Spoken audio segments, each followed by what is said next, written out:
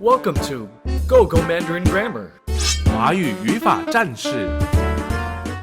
Today we're going to have a look at how to express the concept of the more in Chinese. 越 Is used to express changes of state over time. There are two forms of it. You might hear 越来越 very often, but there's also another form. 越 A 越 B The more A, the more B. This structure can be expanded further by replacing 来 with another verb or adjective. It expresses that one change causes another change.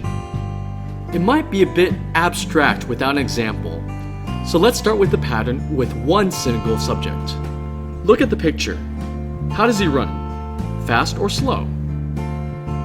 How about after more practice? Does he run faster? How would you say the sentence? We could say, 他越跑越快 he runs faster and faster. In this case, this pattern simply means more and more, which is similar to, 越来越 here's an exercise for you.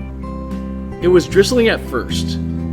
Look at the picture and see what happened next. To form a sentence, first figure out where to place the subject. 雨 Then use the verb. 下 The sentence will be, 雨越下越大 the rain got heavier and heavier. Got it? Let's look at some more examples and we'll become even clearer. Look at the picture and see if the girl likes to paint. How about now? How would you describe the girl's feeling toward painting? Don't forget to fill in the subject first. You might want to use the verb 画 here. To describe the pictures, you can say, 他越画越喜欢 the more she paints, the more she likes it.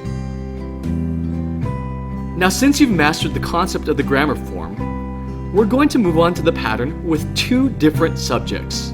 In this pattern, the first 越 is mostly the reason why the second 越 happens. Two different subjects can be put in front of A and B. For example, imagine that summer has come. What would you eat on a hot summer day to cool yourself down? How about ice cream? As the weather gets hotter, there will be more and more people eating ice cream. Make a sentence to describe this.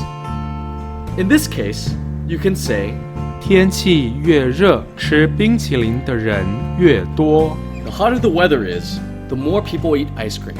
Or you can change subject to into 我 and make the sentence about you. Congratulations! Keep working on your Chinese, and you'll continue to say the last sentence that we just practiced. See you at the next lesson.